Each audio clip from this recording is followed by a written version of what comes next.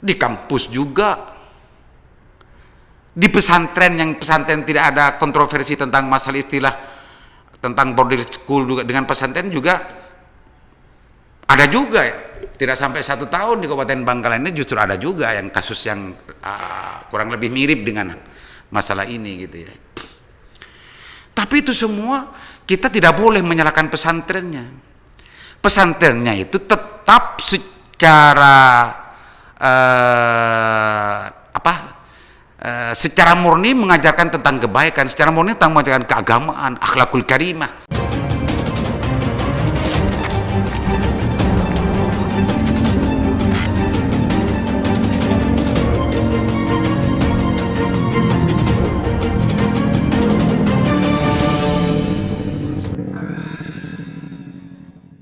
Assalamualaikum warahmatullahi wabarakatuh.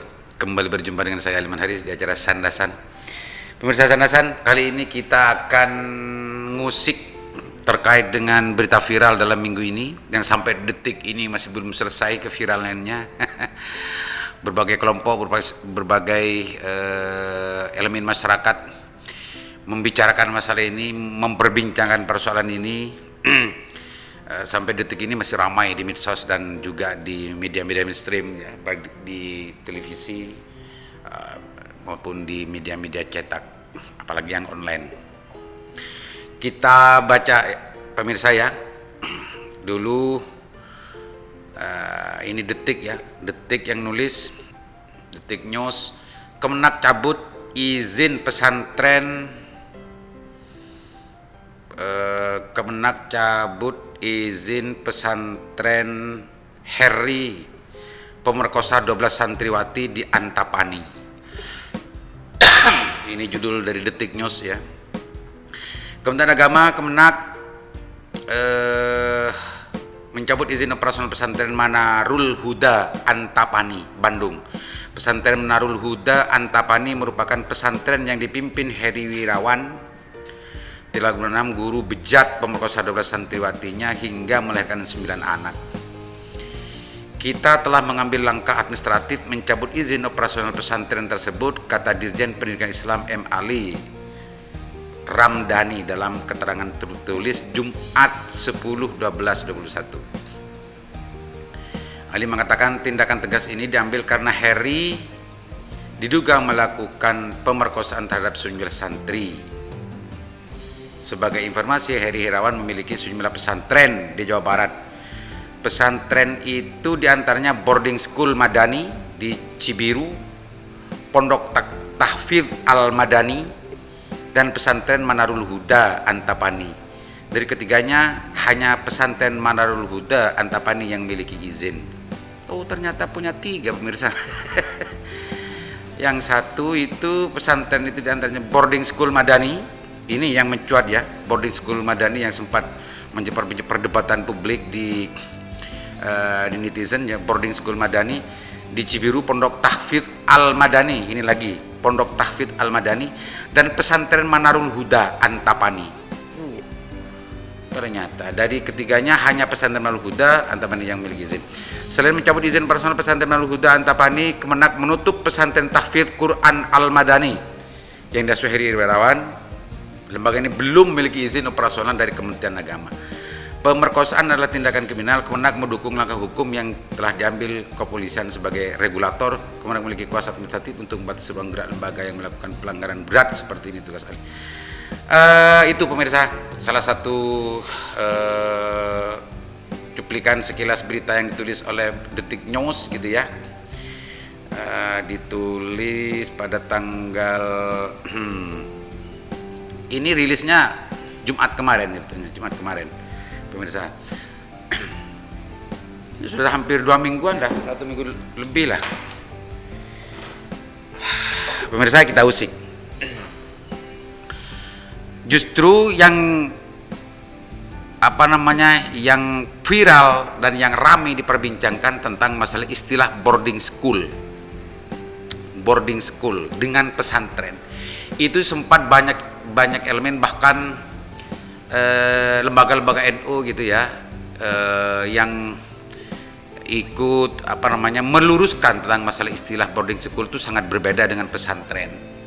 Dan itu banyak dibahas baik di berita-berita online meskipun maupun di status-status yang berantai gitu ya, di WhatsApp di-share oleh banyak pihak tentang pelurusan istilah boarding school dengan pesantren, bahwa itu tidak sama gitu ya. Bahwa boarding school itu adalah bukan pesantren, pesantren itu bukan boarding school. Sederhananya demikian. Mungkin ini salah satu cara dari pecinta pesantren untuk bagaimana tetap menjaga kemurnian pesantren dalam mengajarkan dan mendidik santri dan santriwatinya untuk berakhlakul karimah. Artinya kasus yang menimpa boarding school Madani ini justru jangan sampai publik menyerempet mengeneralisir bahwa pesantren itu seperti itu. Mungkin itu ya maksudul a'zam dari banyak pihak yang sibuk meluruskan tentang masalah istilah boarding school dengan pesantren itu sangat berbeda. Itu sudah banyak yang bahas pemirsa. Ternyata di berita ini justru Bapak Heri ini justru mempunyai 3 lembaga loh. Ada yang namanya Pondok Tahfidz Al-Madani, ada pesantren apa tadi itu? Yang Manarul Huda gitu ya. Itu yang satu-satunya mendapatkan mempunyai izin operasional dari Kemenak dan sekarang sudah dicabut oleh Kemenak. Itu pemirsa. Dari urusan istilah boarding school itu pesantren atau tidak, biar netizen dan juga para pemirsa mendapatkan informasi itu dari sumber-sumber yang lain yang lebih terpercaya. Tapi menurut saya itu boleh dan penting juga itu untuk diketahui sebagai pemahaman dan pengetahuan tentang masalah apa bedanya pesantren dengan boarding school. Tapi ini yang saya usik ini, sandasan usik ini adalah bahwa kriminalitas, kebejatan, syahwat kebinatangan semacam ini itu sebetulnya ada pada setiap manusia, setiap profesi. Tukang kuli punya syahwat pemirsa. Kuli, pejabat, kiai, ustadz, dosen, orang namanya manusia pasti mempunyai syahwat, nafsu syahwat itu. Pesantren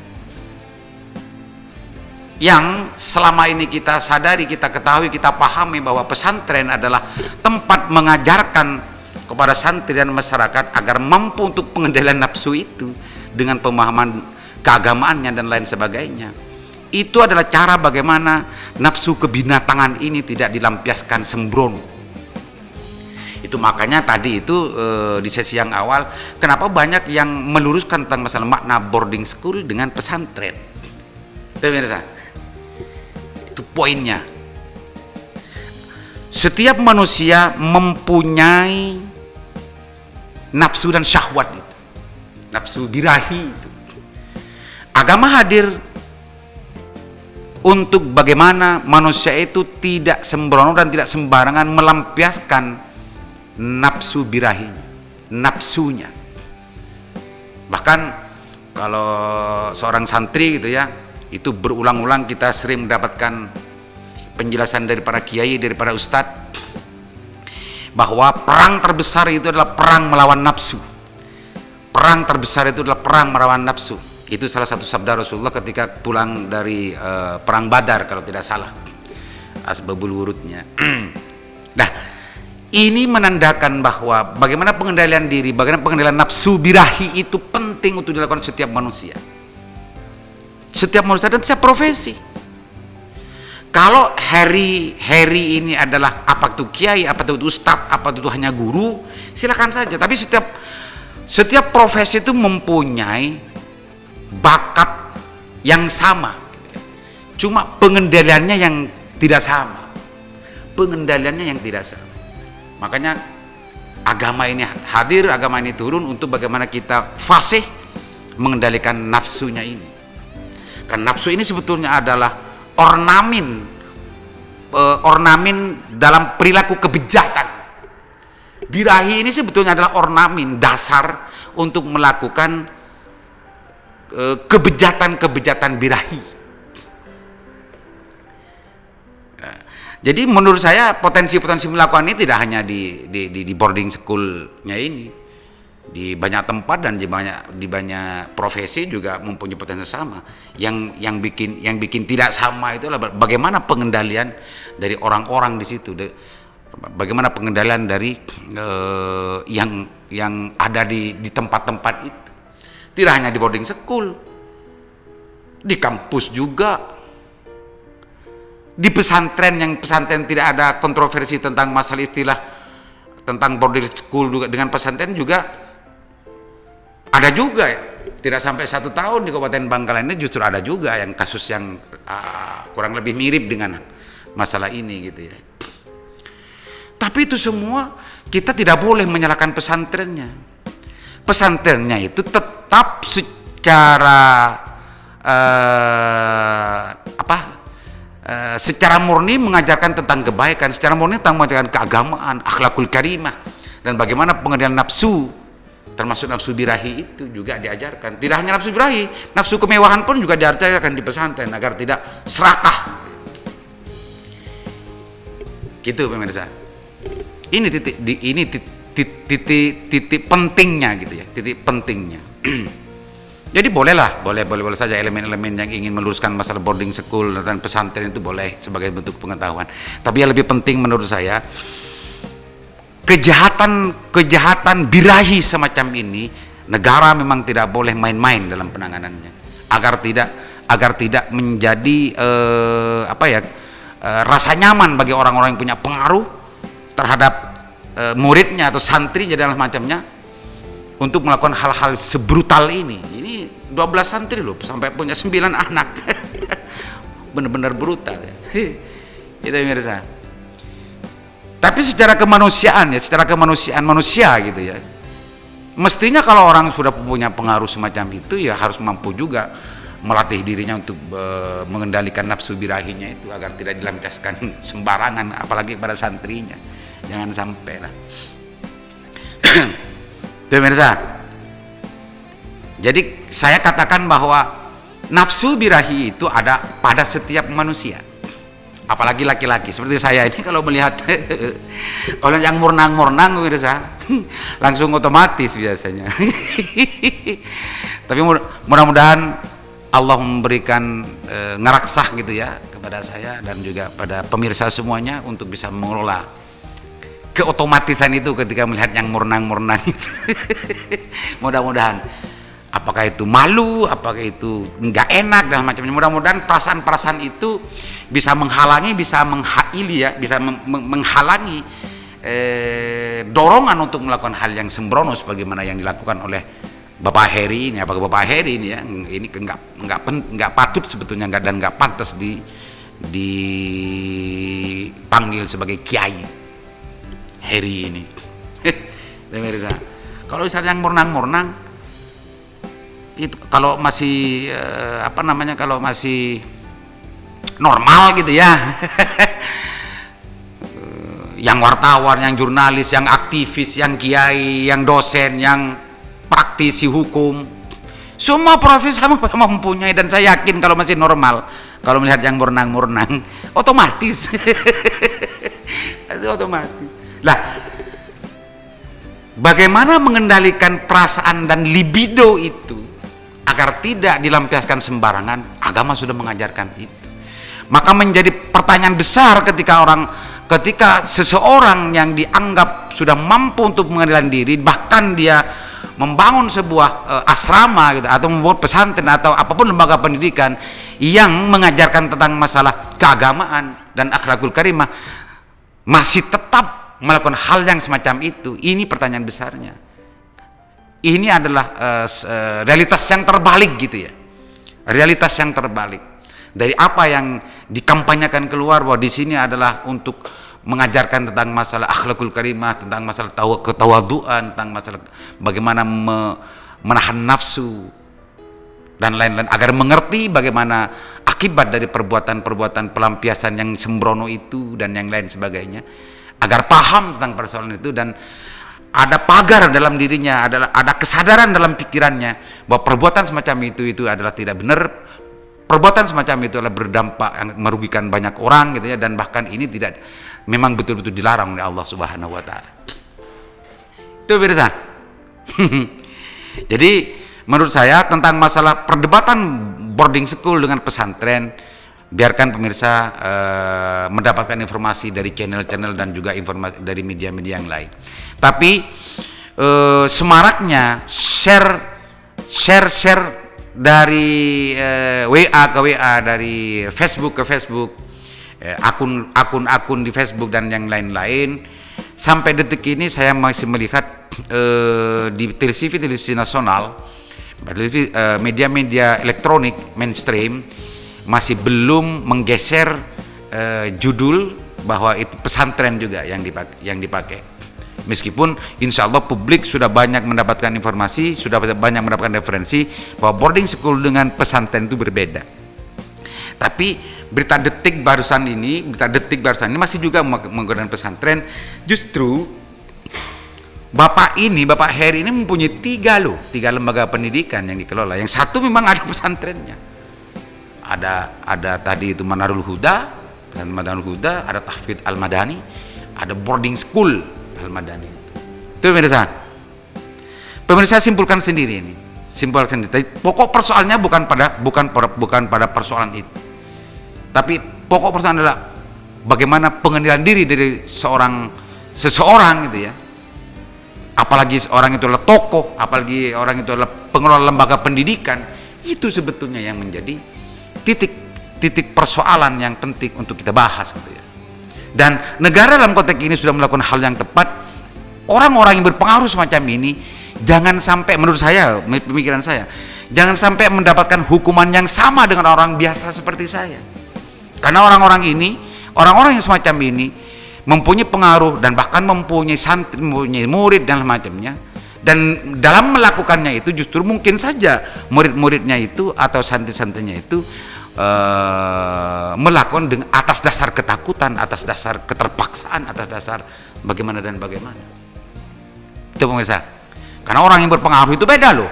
Orang yang baru dengan orang yang egaliter gitu ya, sama gitu relasinya dengan orang yang punya pengaruh di atasnya itu beda pemirsa. Banyak orang yang merasa takut untuk tidak mau ketika diajak orang yang dianggap punya pengaruh dan mempunyai derajat yang lebih tinggi dalam konteks masalah ini.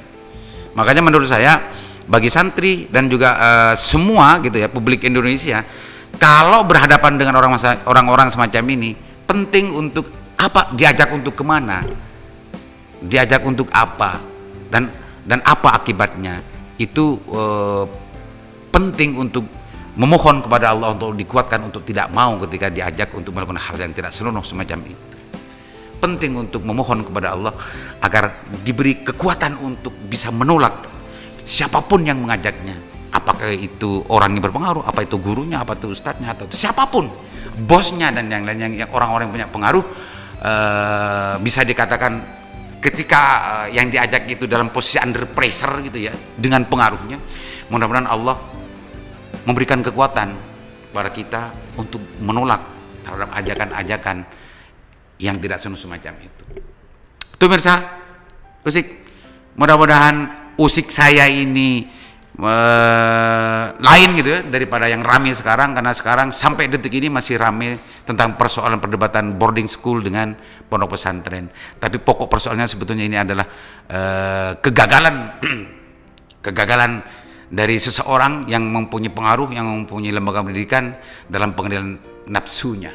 Menurut saya seperti itu, sehingga lembaga pendidikan yang seharusnya mengajarkan dan mendidik orang itu untuk bagaimana fasih mengendalikan diri, fasih mengendalikan nafsu, justru ini gagal. Bahkan ini justru memberikan teladan yang tidak perlu untuk contoh yang tidak perlu untuk diteladani, gitu maksud saya. Contoh yang tidak perlu diteladani. Bahkan ini mudah-mudahan negara memberikan hukuman yang berat, seberat-beratnya. Mudah-mudahan negara tidak memberikan hukuman yang sama dengan orang yang tidak punya pengaruh semacam ini, agar ini bisa menjadi